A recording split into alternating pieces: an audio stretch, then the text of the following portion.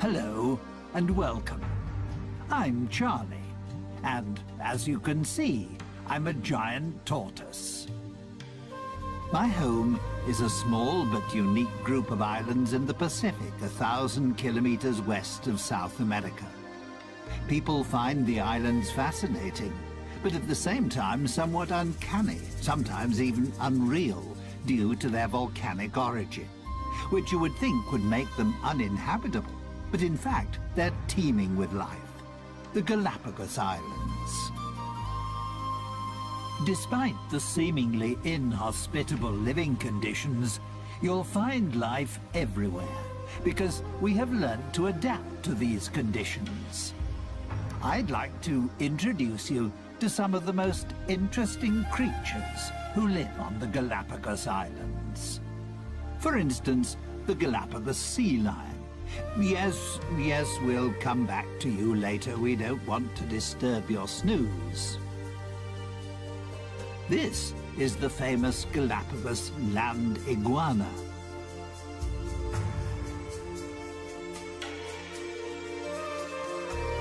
And here, its even more special relation, the marine iguana.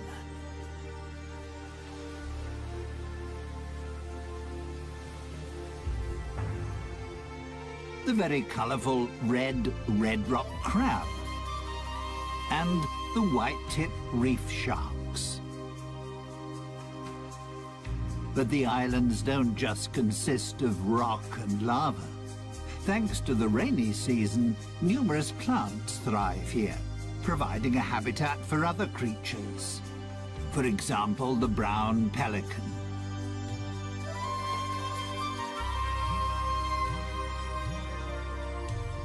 And even flamingos feel at home here.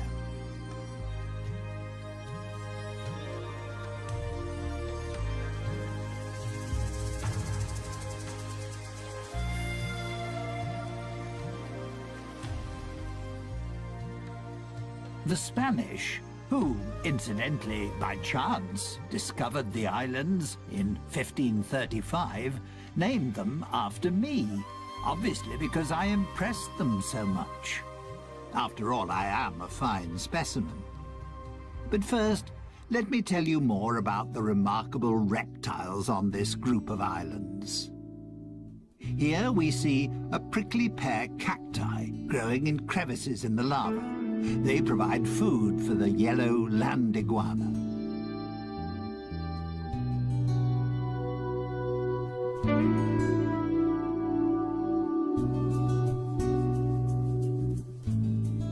Its appearance is a little unusual, shall we say, due to the countless spiky crests on its head, which make it look rather like a geode turned inside out. The fact that the female land iguana uses the hot volcanic sand to hatch the clutch of 3 to 12 eggs she has laid is the reason why land iguanas are mainly found on Fernandina. It's the most westerly and youngest island of the archipelago. It lies directly above the volcanic hotspot, which was responsible for the creation of the group of islands.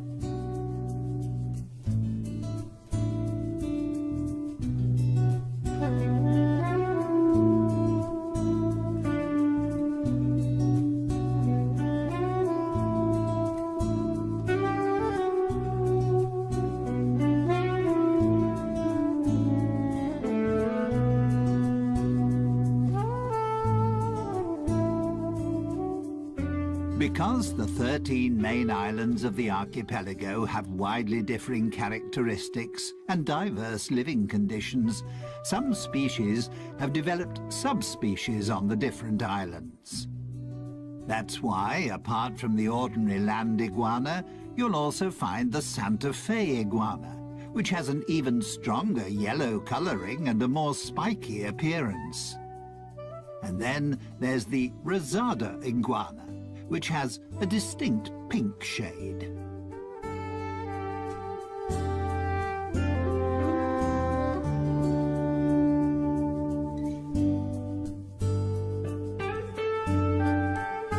The male land iguana marks his territory by sitting on a rock in full view of everyone. That's his way of guarding the hole he has dug with his partner for her to lay her eggs.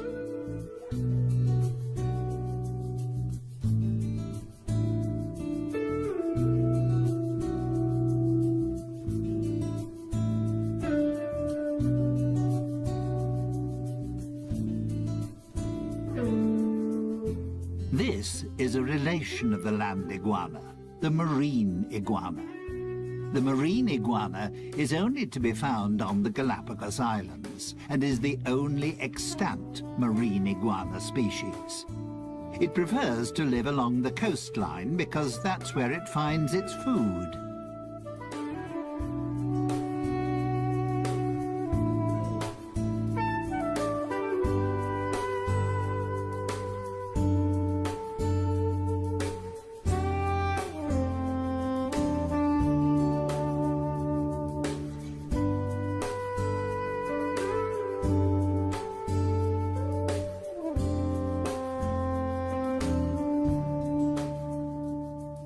It feeds mainly on algae and seaweed. The excess salt it takes in when feeding is excreted through special salt glands in its nostrils.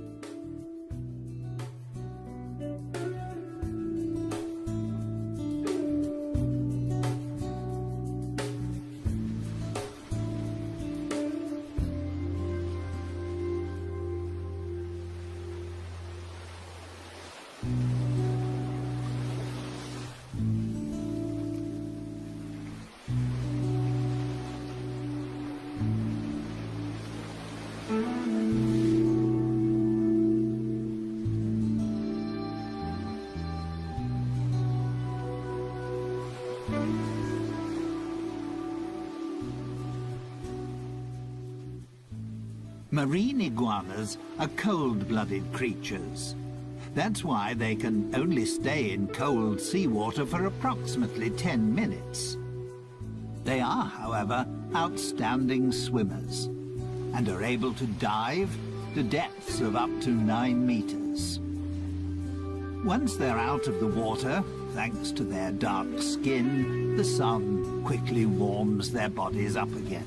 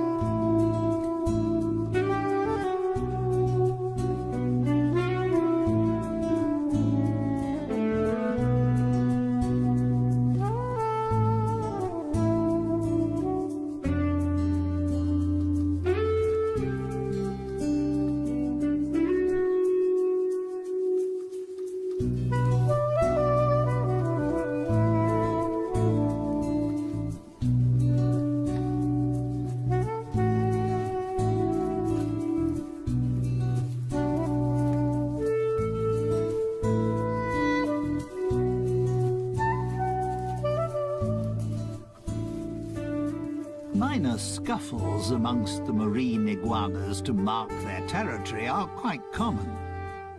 The main problem for them is the Galapagos hawk.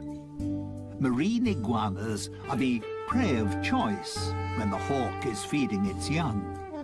And that just happens to coincide with the time when the marine iguanas retire inland to lay their eggs, making them an easy prey for the hawks.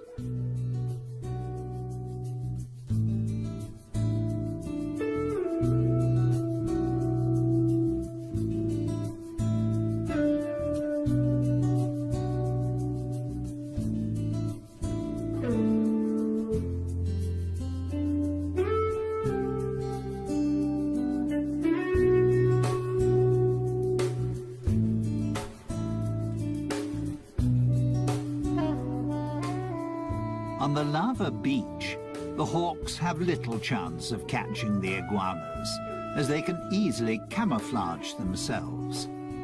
Due to their grey skin and dragon-like appearance, they're hard to distinguish amongst the rocks.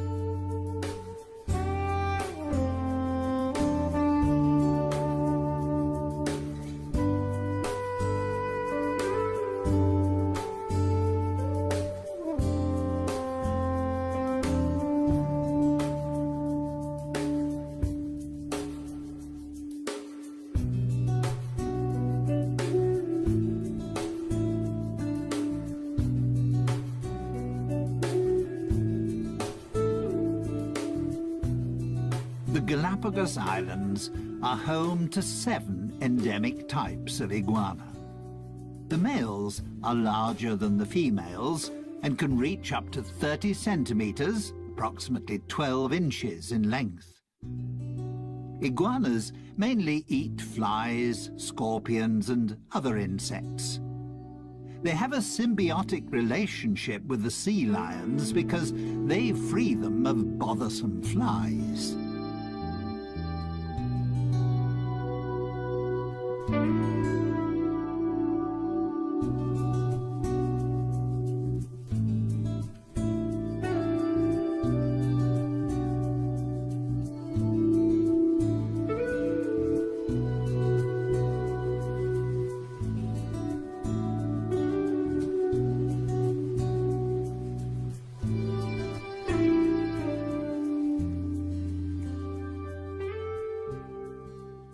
That was all quite impressive, wasn't it? But you can find even more colourful creatures on the Galapagos Islands. These rugged cliffs, for instance, are the habitat of the red rock crab. This agile and inquisitive crab prefers to be in the surf, but doesn't like splashing water.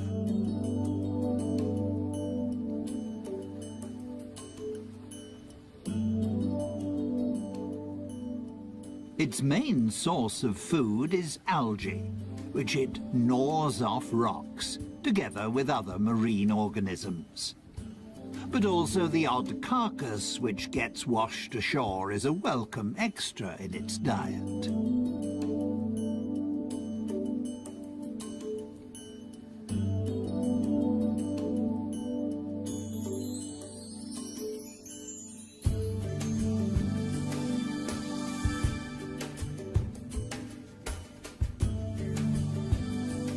The red rock crab is extremely agile and can move in any direction extremely quickly, which means it can easily escape an attack by seabirds and conceal itself between the rocky crags. Its curiosity, however, will soon get the better of it, and it'll surface again fairly quickly.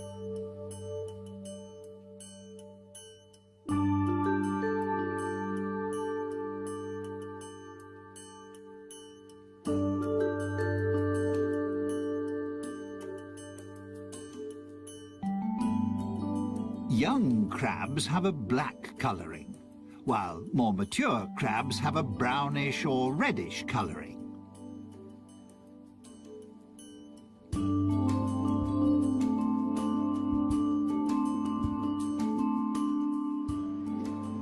Bless you. Probably the food was a little too salty. Ah, there we have a friend who is spending his winter holidays with us. The black stone turner. He's flown an amazingly long way from the northern parts of America. The red rock crab doesn't cover such long distances, despite the fact that it's a fast mover, but it can jump.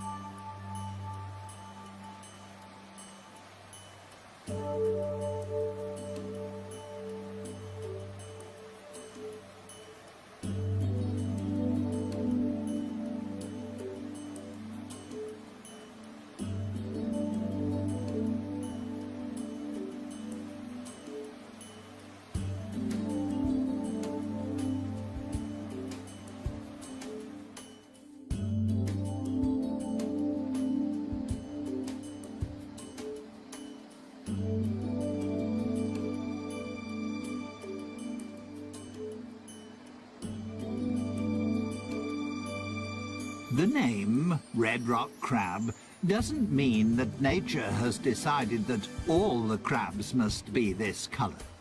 For instance, there are also yellow, pink and white examples.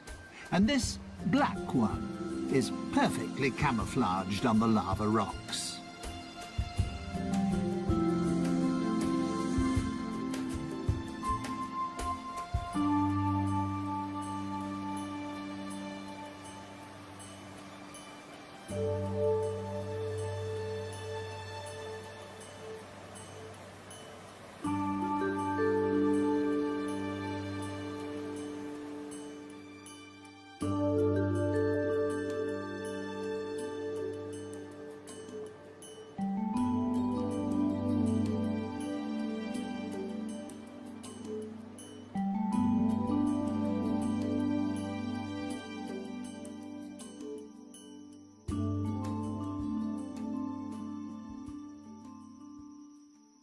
So, not everything is grey and bleak on my group of islands. There's so much more. There's one sociable and playful species that adds a great deal to life on the islands, and I'd like to introduce them to you now.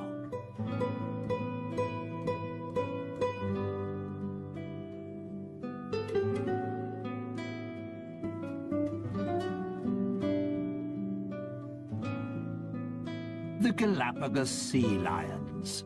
You'll find them on virtually all the islands of the archipelago, just like their smaller relations, the Galapagos fur seals. Although they enjoy spending most of their time in water, you can frequently find them on land. To protect themselves against too much sun, they seek out the shade in natural caves or under cliffs. They cool down in tidal pools or in the sea. One of the favourite spots of the Galapagos sea lion is the leeward northern shore of the oldest and most southerly island, Hispaniola.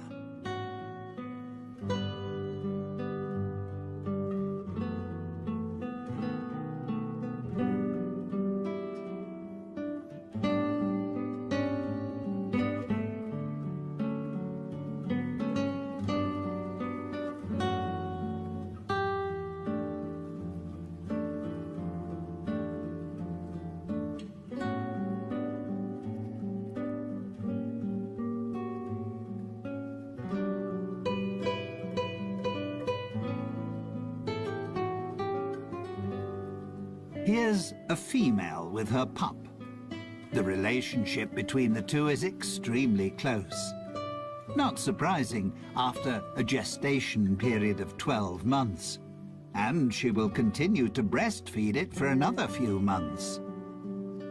A sea lion pup only becomes fully independent after 3 to 4 years. That's how long it takes for the females to reach sexual maturity.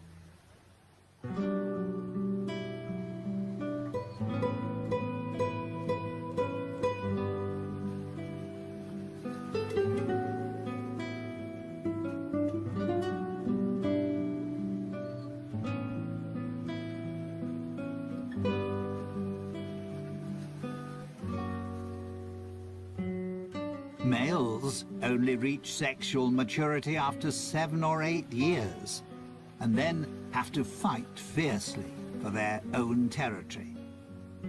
This also makes them more aggressive and short-tempered than the more playful females.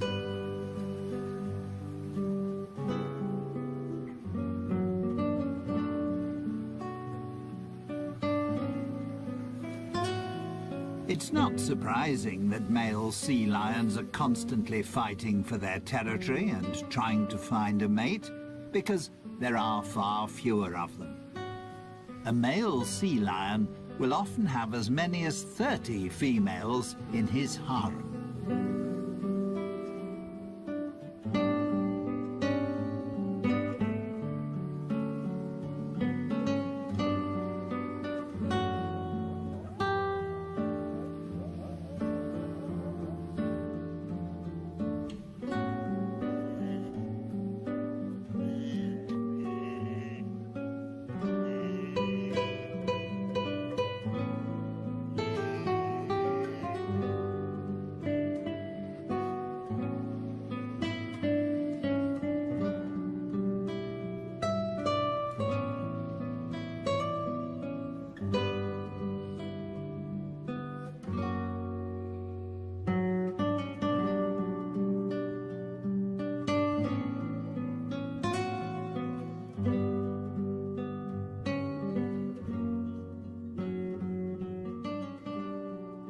Sea lions don't always have beautiful, dense, dark brown fur.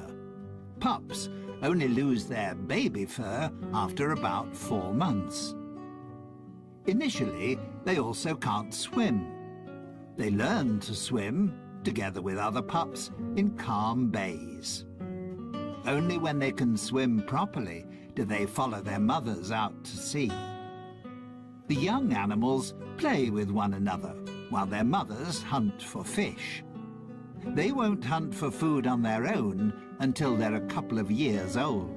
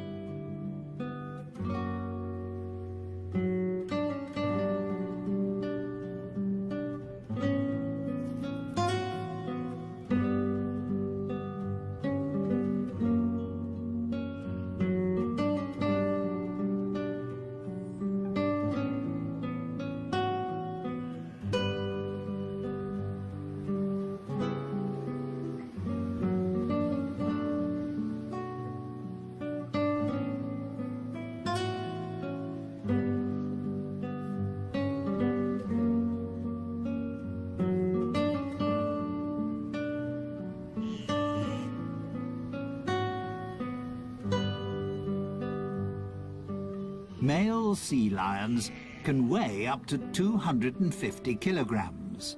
Females, roughly 100 kilograms.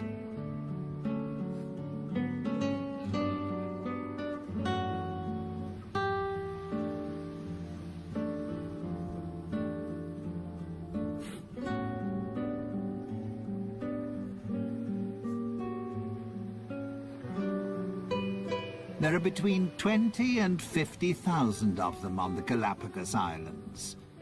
The reason for the huge difference in numbers is partly due to a weather phenomenon, El Niño.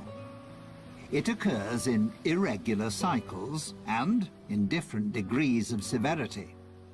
The results, however, can occasionally be disastrous.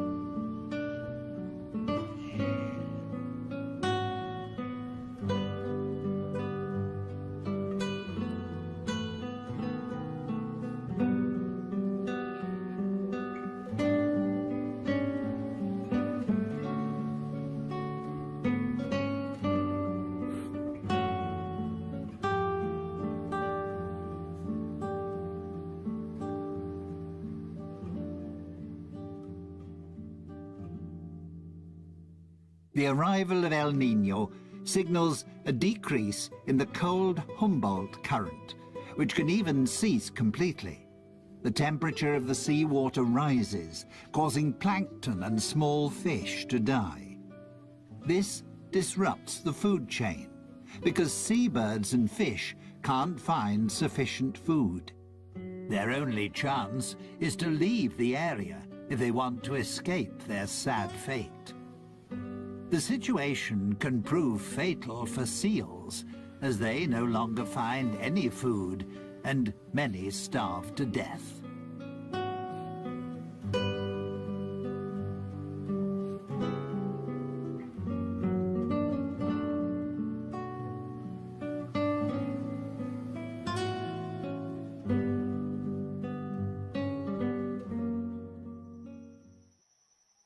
Before I introduce you to my family and a couple of other Galapagos inhabitants, let me show you the islands in a little more detail. Life on the Galapagos Islands is not always easy. During the first half of the year, there are only 3 or 4 months at the most in which any rain falls, which is why there is a constant shortage of fresh water. The arid countryside often looks desolate. Lava rock, steppe, and cacti dominate the scene.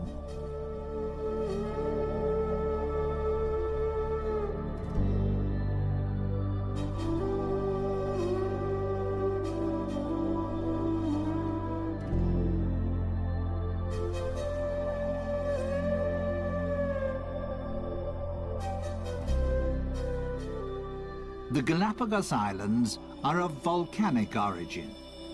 They're the tips of a huge range of volcanoes, a hotspot which is still active. 6 volcanoes erupt on a regular basis. The archipelago is the region with the world's greatest volcanic activity.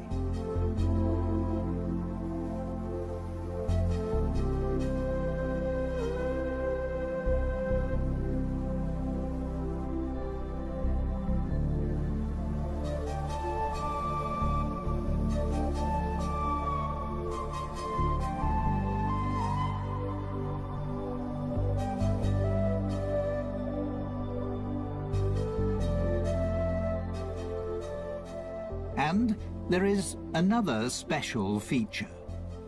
The islands shift. They're located on a tectonic plate which covers a magma chamber. They move from west to east, as if on a conveyor belt. That's why Fernandina, in the west, is the youngest island, and Española, in the east, is the oldest.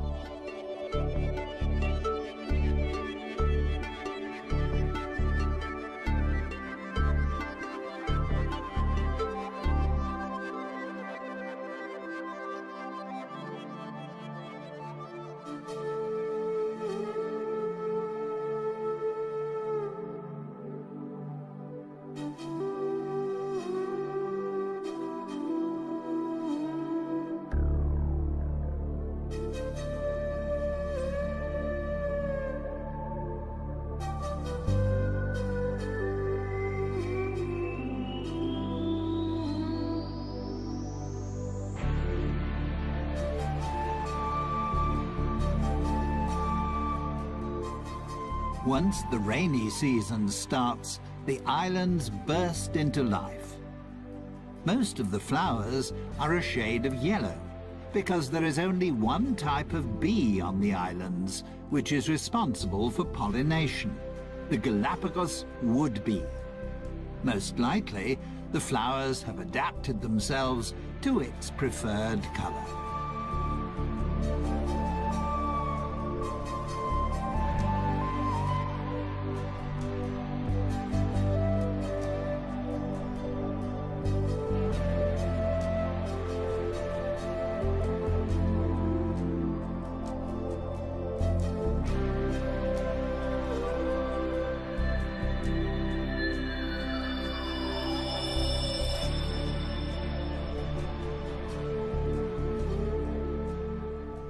These are prickly pear cacti.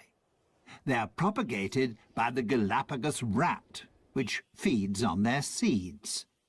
The hard shell of the seeds is crushed during digestion, and after being excreted, the seeds start to germinate. These extremely hardy plants store nutrients that provide food for other creatures. The iguanas certainly have no fear of their thorns, and also for my fellow tortoises, they provide a welcome change to grass.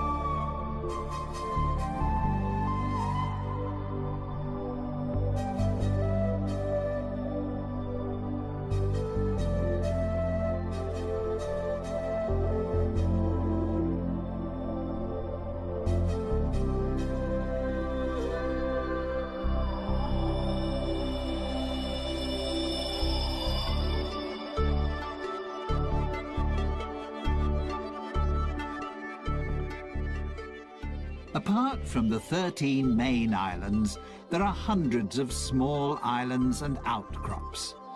Some of them are several hundred meters high and provide breeding grounds for the numerous seabirds.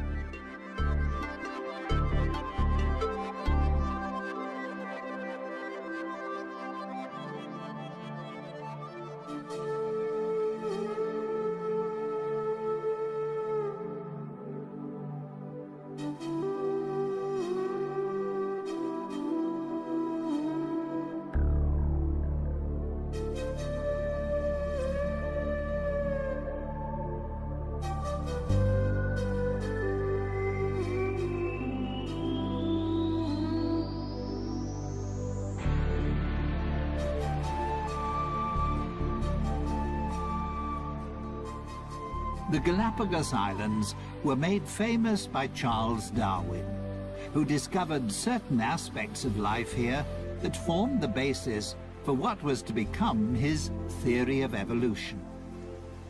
During his worldwide voyage, he visited 4 of the islands in 1835. He was fascinated by the diversity of life on the seemingly uninhabitable islands. He also found that there were tortoises on the island which had slight variations in the shape of their shells. He noted, too, that there were various types of mockingbirds on the different islands. The term adaptive radiation goes back to Darwin. It means that a species, which in itself is not highly specialized, can, by adapting itself to the ecological conditions around it, become a highly specialized species. That also involves using diverse, previously unused ecological niches. Or, to put it another way, my fellow species, and many other creatures, have adapted to the special conditions pertaining on the island on which they found themselves, and, in the process, mutated into a new species.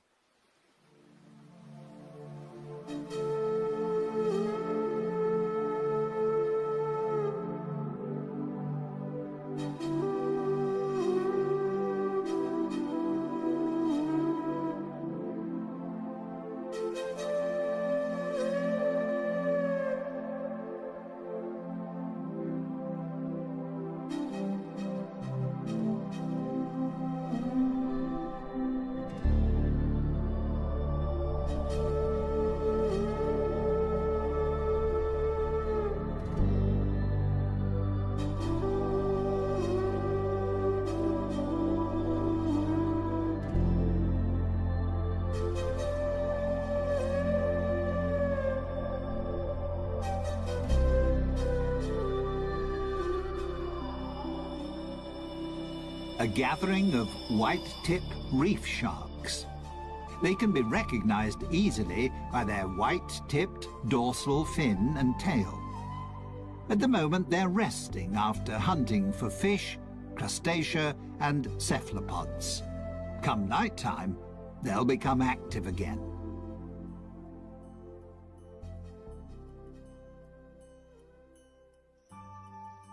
This is my family.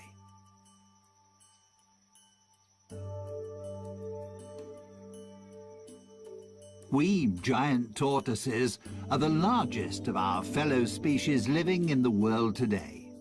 We can weigh up to 300 kilograms and live for up to 150 years.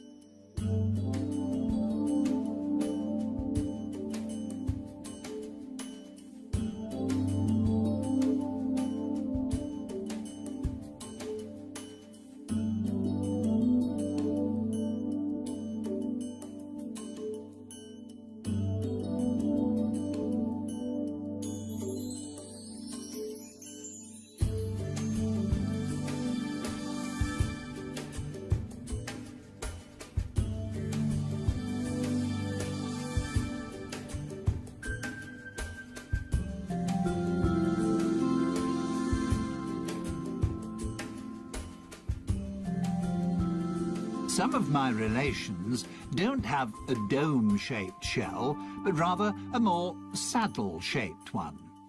The front end is bowed upwards. That's particularly useful when you need to raise your head up to reach taller plants. Most of my relations on the eastern islands have saddle-shaped shells because the plants there grow considerably higher.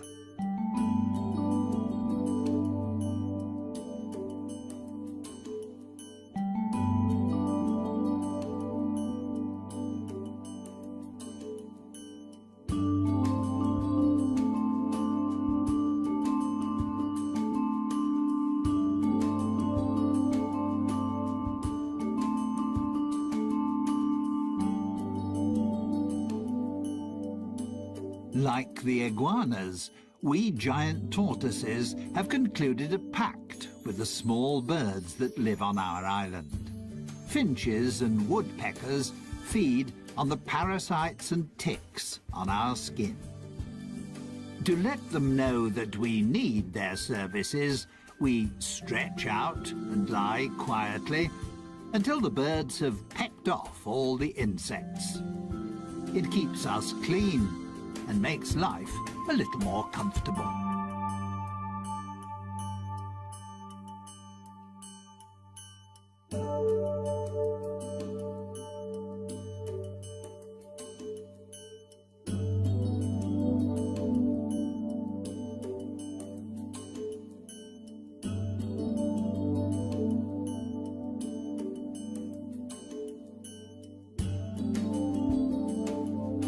Our diet consists of grass, herbs, climbing plants, and berries.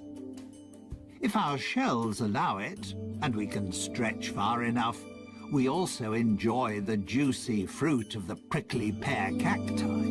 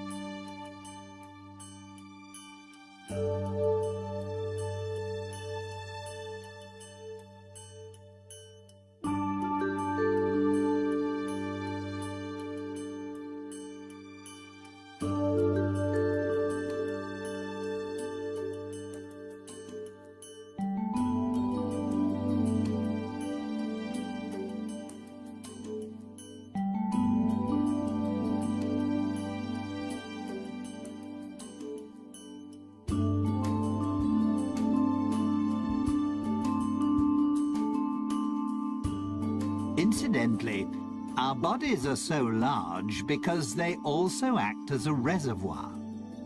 We can store enough fat to last a year without food. And we can even manage without water for several months. We're very frugal. On this archipelago, that's sometimes an absolute necessity. With the possibility of a volcanic eruption at any time, or if El Niño returns, it's a good idea to have a little in reserve.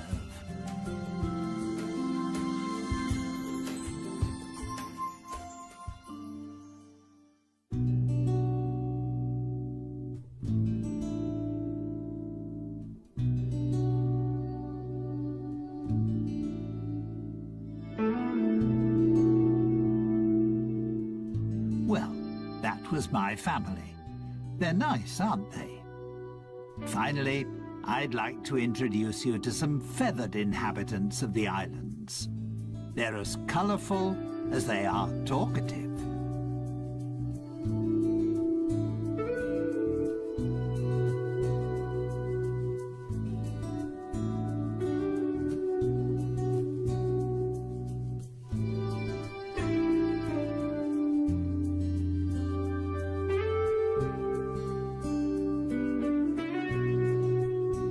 The roughly 500 flamingos which live on the Galapagos Islands are immigrants from the Caribbean.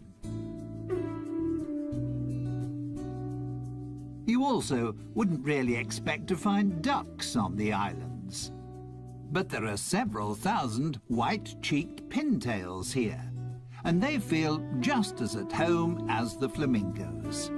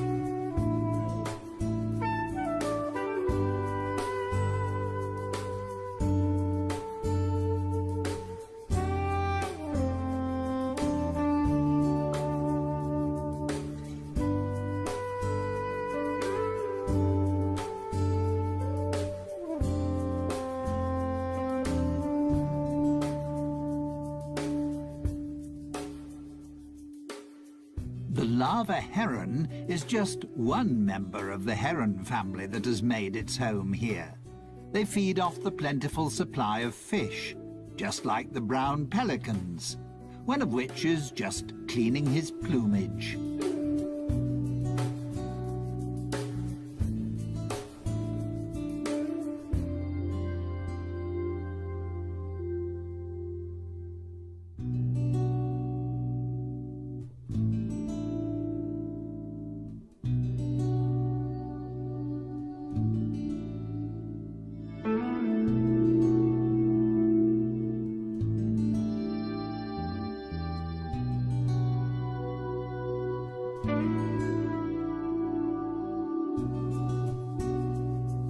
The Galapagos albatross is the largest bird on the islands, with a wingspan of 2 meters.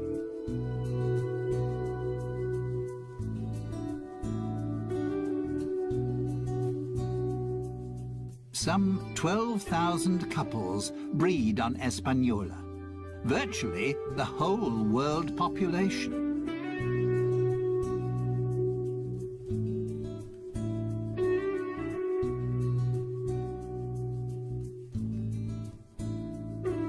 Here we have the pirates amongst the birds, a female frigate bird.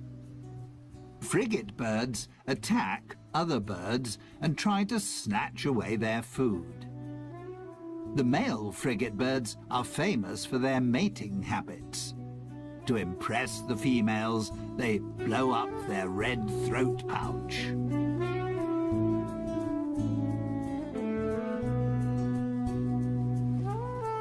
Someone else who appreciates the cold waters of the Humboldt and Cromwell currents is the Galapagos penguin.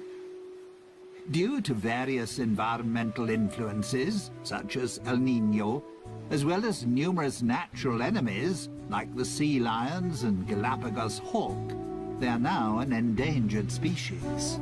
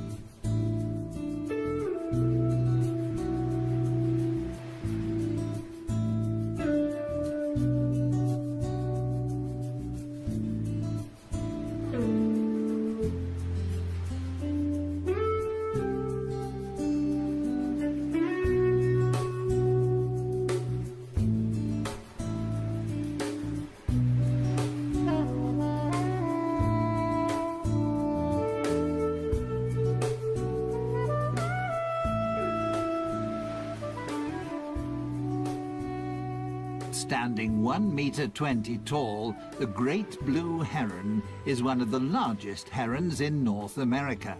However, it's just as much at home in Central America as it is here.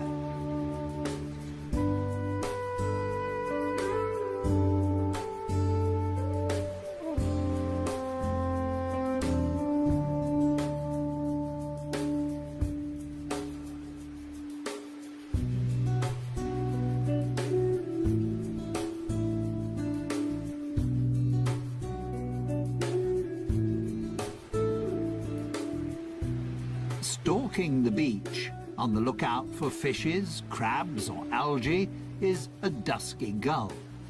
With just 300 to 400 couples, it's one of the smallest gull species in the world and endemic to the islands.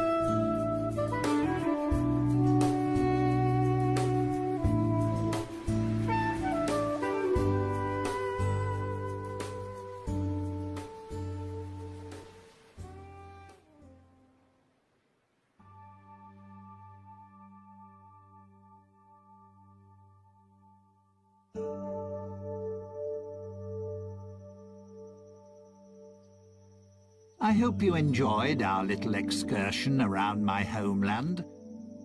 Time for me to be getting back to my family. And time to thank you for your visit. And to say goodbye.